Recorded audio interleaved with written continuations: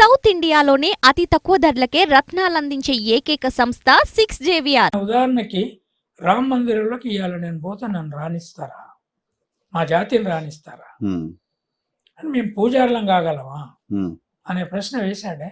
మామూలు ప్రశ్న కాదు, ఒక నేషనల్ పార్టీ అధ్యక్షుడు ఆ ప్రశ్న వేస్తే దేశం కదిలింది. కనుక ఖర్గే రాహుల్ గాంధీ కాంబినేషన్ ఖర్గే చేయబట్టి దళితులలో ఎక్కువ సంఖ్య కాంగ్రెస్ కు టర్న్ అయింది అయినట్టేనా.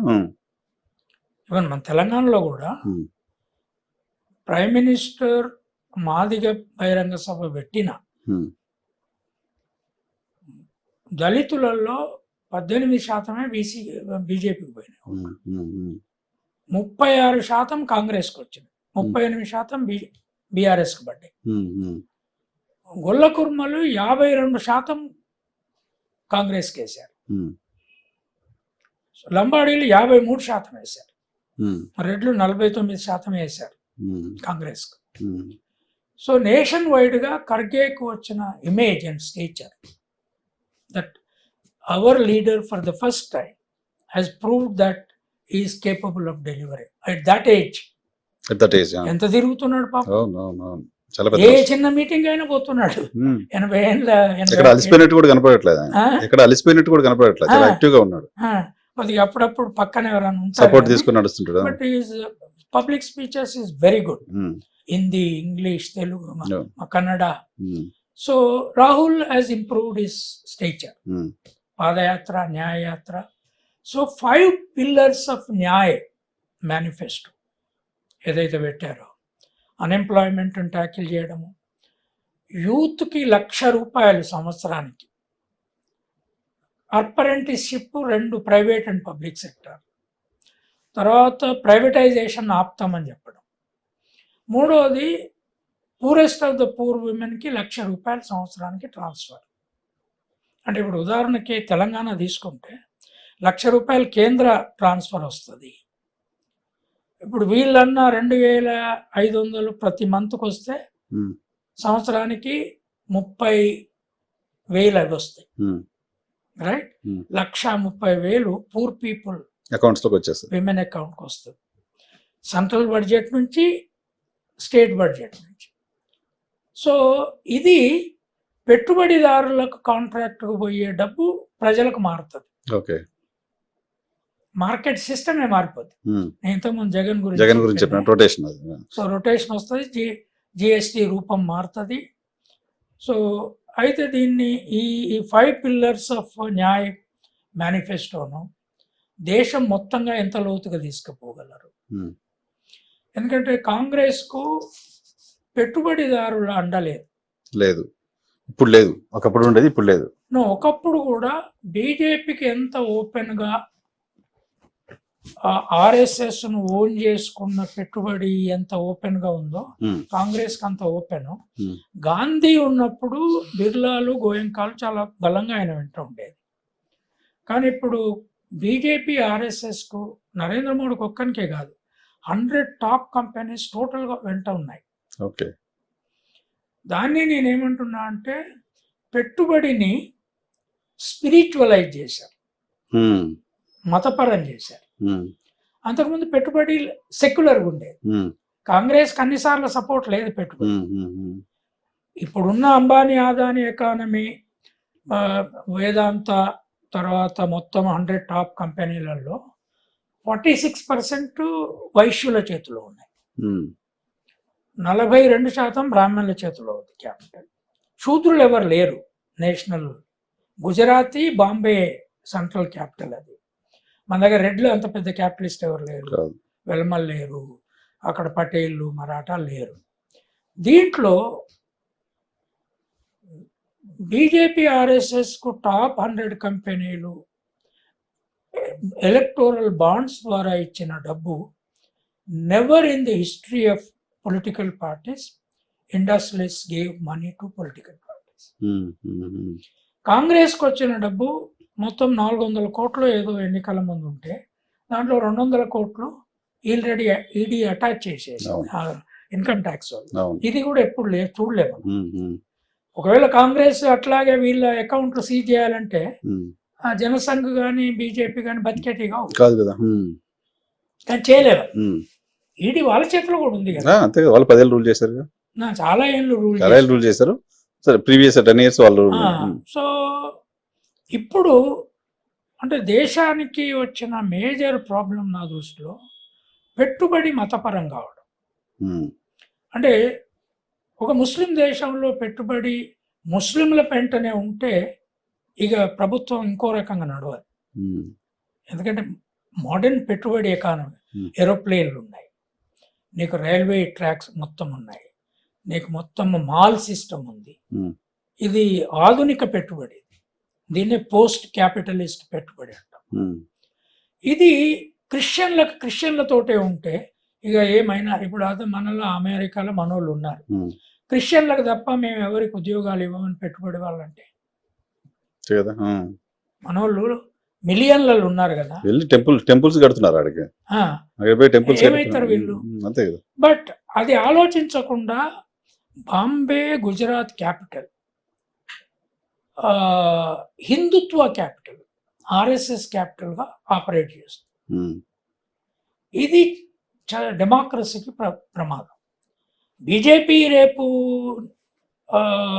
ఇందిరాగాంధీ ఇచ్చినట్లు ఎమర్జెన్సీనో ఇంకోటా తెస్తే ఫైట్ చేయొచ్చు, కానీ పెట్టుబడి అంతా అక్కడ ఉంటాయి.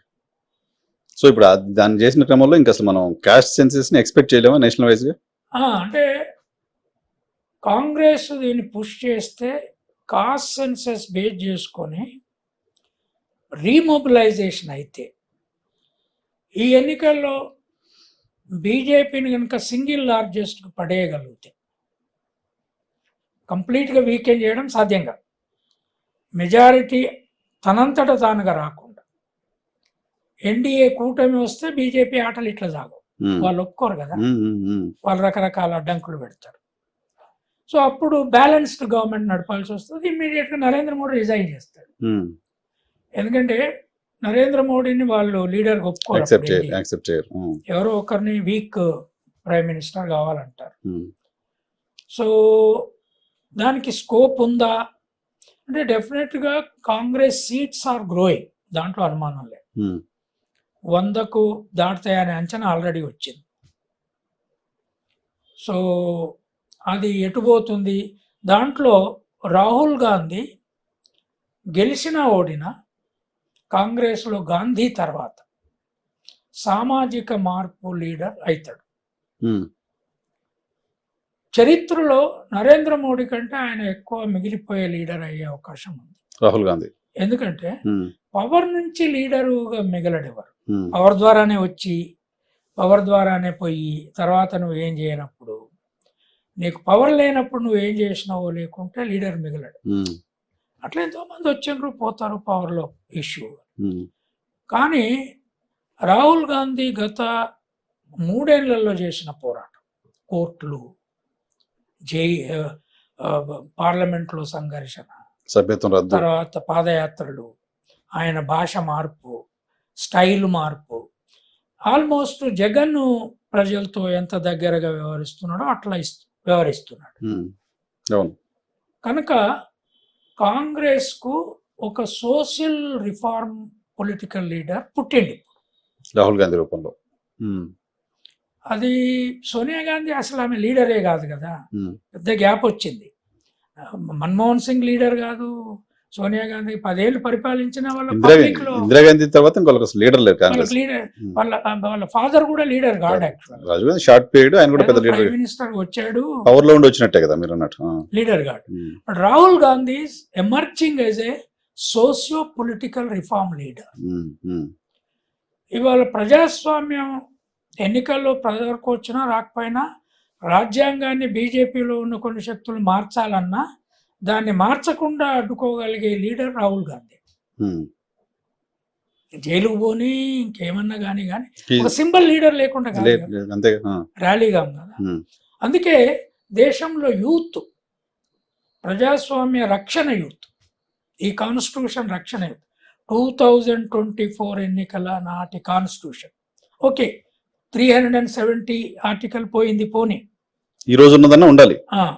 200 ఈ 2024 వరకున్న రాజ్యాంగాన్ని మార్చాలని బీజేపీలో ఉన్న ద్విజులు, అంటే బ్రాహ్మణులు కావచ్చు, ముఖ్యంగా వాళ్ళే ఎక్కువ మాట్లాడుతున్నారు.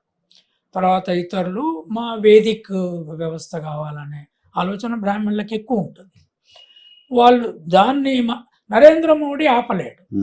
నరేంద్ర మోడీ ఈ రాజ్యాంగానికి అనుకూలంగా మాట్లాడుతున్నాడు. అంబేద్కర్ను గౌరవిస్తున్నాను అంటున్నాడు. ఆయన చేయబట్టే నేను అధికారంలోకి వచ్చినాను అంటున్నాడు.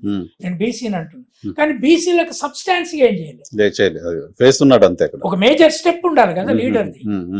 అంటే ఆయన వచ్చినాక 10 ఏళ్ల తర్వాత బీసీ ఎస్సీ ఎస్టీలకు వీళ్ళే అప్రెస్డ్ కాస్ట్లు, వీళ్ళే ఉత్పత్తి కులాలు, వీళ్ళే శ్రమజీవులు, వీళ్ళే ఏదో అంబానీ ఆదాని వైశ్యులు కాదు కదా. వైశ్యులు, బ్రాహ్మణులు, కాయస్థులు, ఖత్రీలు దేశ ఆర్థిక పునాదిని నిర్మించేవాళ్ళు గారు. 1952 నుంచి ఇప్పటి వరకు కాంగ్రెస్ ఇట్లాంటి మేనిఫెస్టో పెట్టలేదు. కాస్ట్ను అబాలిష్ చేయడానికి ఇది ఒక స్టెప్. ఒక నేషనల్ పార్టీ ఐడెంటిటీ ముందు వస్తే తర్వాత అబాలిషన్ తర్వాత మొదలవుతుంది. బీజేపీకి ఆ స్టెప్ లేదు. ఏమైంది అనేది చూడాలి. But definitely Rahul Gandhi is going to be a major respectable leader after Gandhi with in the Congress history. After not Indira Gandhi, after Gandhi. మిగతా వాళ్ళంతా పవర్ లీడర్. అంటే ఆ బ్యాక్గ్రౌండ్ మీరు అన్నట్టు సోషియో ఎకానమీ ఇవన్నీ తెలిసి వాటిని గాంధీ కొట్లాడిండు, పవర్ లేకుండా పోయిండు. రాహుల్ గాంధీ ప్రధానమంత్రి నేను కావాలని అంటలేడు. రేపు వచ్చినా కూడా వేరే వాళ్ళకి ఇస్తా అనే ఆలోచన కూడా ఉంది అతను. నాకు కూడా చెప్పాడు. వీళ్ళందరూ అంటున్నారు ఆయన కావాలని, కానీ ఈ says I want to change the system. ఈ ఫ్యామిలీ అంటున్నారే, ఆయన ఎందుకు మ్యారేజ్ చేసుకోలేదు అనేది కూడా చూడాలి కదా. ఫ్యామిలీ కంటిన్యూయేషన్ ఇంకా అసలు ఈ ఫ్యామిలీ ఎండ్ అయిపోవాలి అని కూడా ఒకసారి అన్నాడు. So that kind of a honesty ఇక ఇప్పుడు 52-53 ఏళ్ళు వచ్చినాయి. So then definitely we should think about his positive line.